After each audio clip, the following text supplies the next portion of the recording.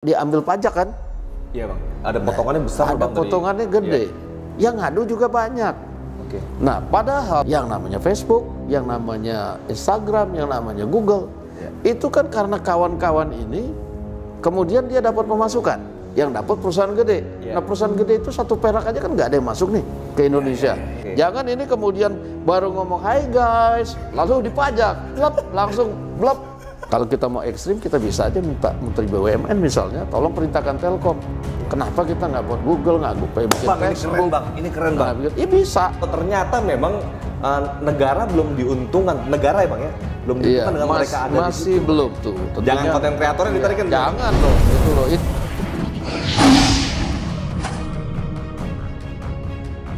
Ya, assalamualaikum warahmatullahi wabarakatuh teman-teman semua, balik lagi bersama gue Vasco Rusemi di Macan Idealis. Nah teman-teman, hari ini gue lagi sama seorang orang penting lah di negara ini, pimpinan DPR RI.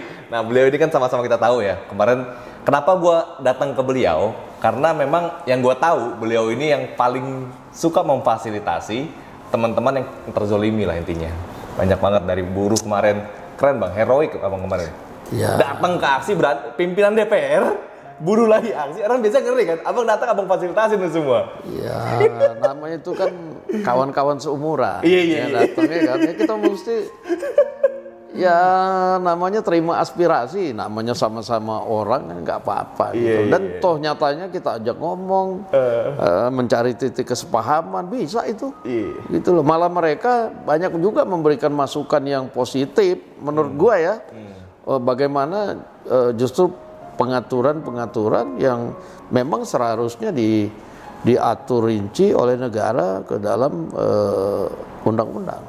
Sampai akhirnya abang bikin tim perumus itu bang, iya, untuk memfasilitasi semua aspirasi mereka. Iya, kita tim perumus, bikin tim perumus bareng.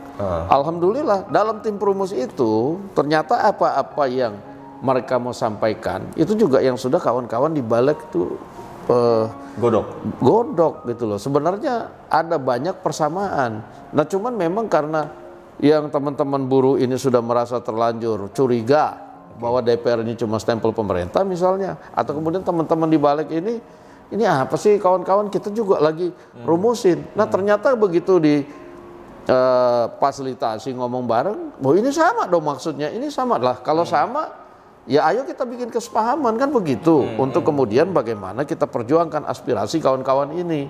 Dan juga kawan-kawan di DPR misalnya sama kesepahamannya. Bagaimana misalnya mencegah supaya jangan pekerja asing mendominasi lini-lini pekerjaan di Indonesia.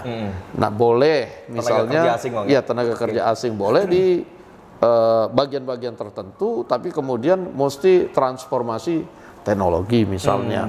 Nah kawan-kawan buruh ini kan menganggap, pekerjaan ini menganggap bahwa kita iya aja bahwa semua lini pekerjaan boleh orang asing. Ya kan kita enggak juga gitu kan.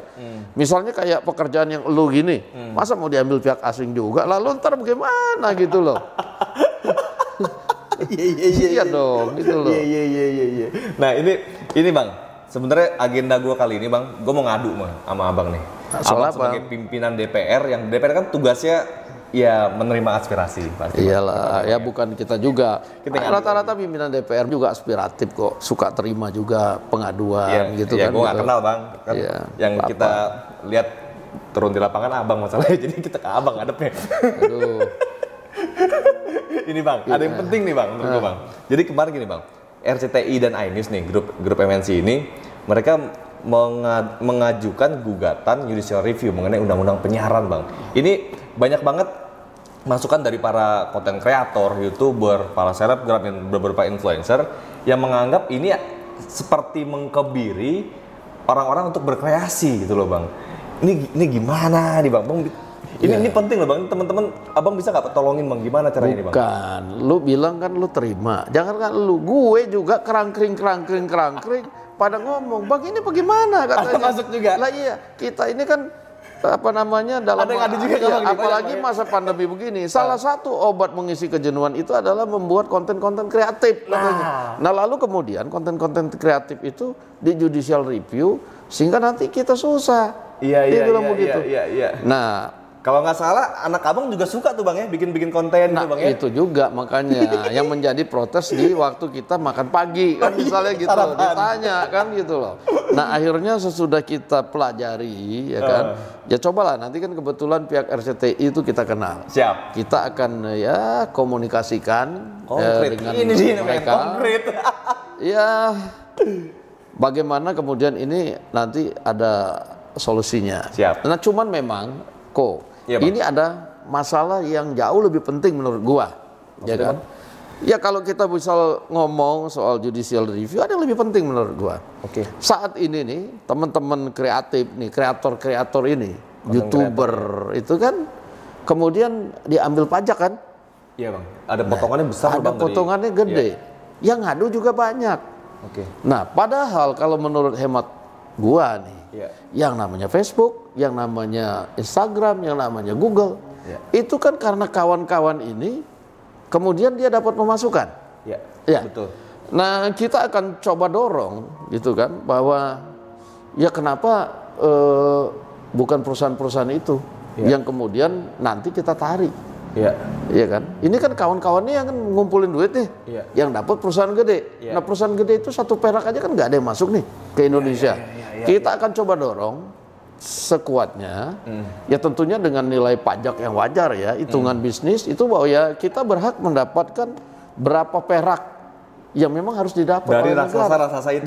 Dari mereka itu gitu loh.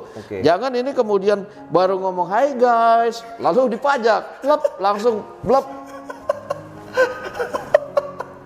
Bagaimana coba gitu kan gitu. Nah, ya kalau mau lebih ekstrim sebenarnya anak bangsa kita ini kan nggak kalah dengan orang-orang di luar. Kalau kita mau ekstrim kita bisa aja minta Menteri BUMN misalnya tolong perintahkan Telkom.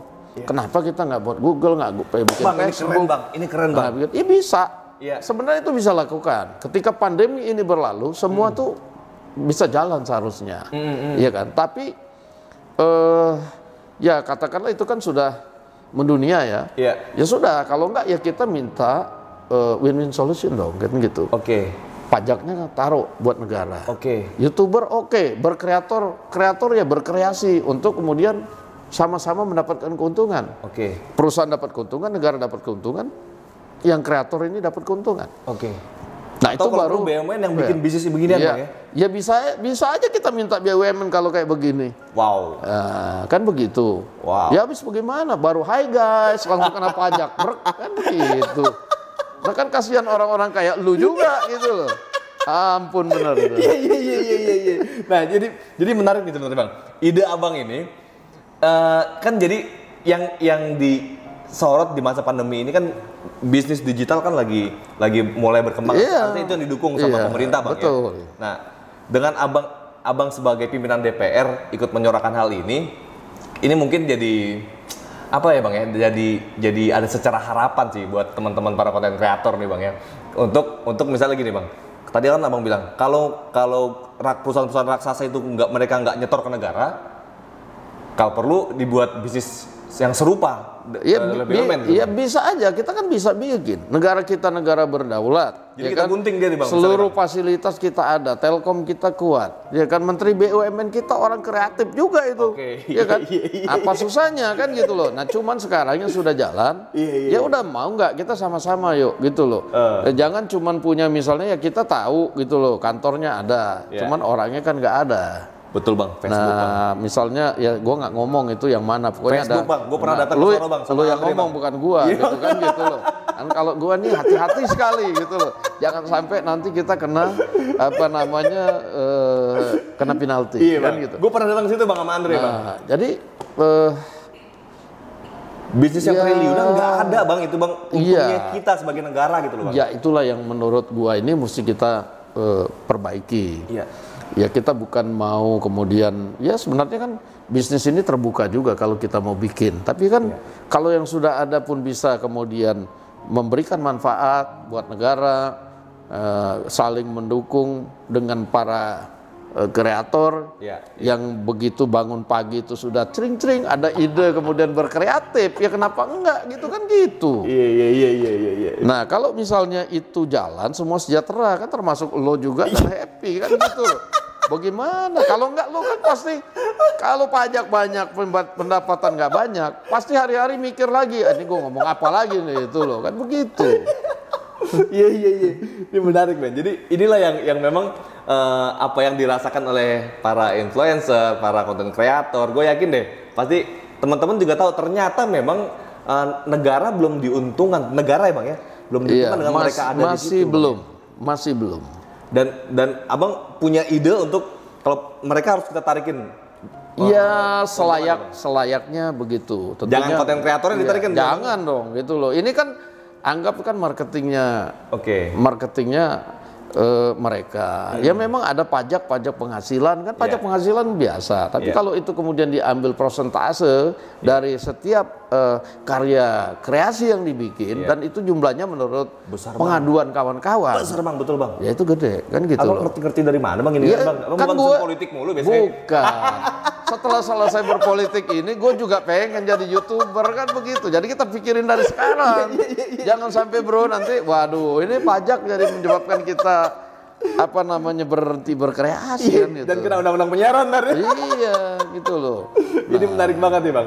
Jadi ini teman-teman coba kalian tulis di kolom komentar deh bagaimana tanggapan kalian mengenai hal ini. Gue merasa lega banget sekarang karena gue udah nyampein langsung kepada pimpinan DPR RI Bang Sufmi Dasko yang memang dikenal ya agak selon sih Bang Dasko ini. Tapi gue juga lega udah nyampein ini supaya gue nggak diprotes anak gue juga kan begitu. Anak gue nanyain soal ini juga karena dia kan rajin bikin konten terus ntar waduh bagaimana pajaknya katanya begitu. Coba teman-teman tulis di kolom komentar bagaimana tanggapan kalian mengenai hal ini. Kalau menurut kalian ini bermanfaat, sebarkan ke seluruh sosial media kalian. Jangan lupa pastiin lo udah klik tombol subscribe dan tombol loncengnya biar lo terus update di Macan Ninjalis. Assalamualaikum warahmatullahi wabarakatuh. Waalaikumsalam warahmatullahi wabarakatuh.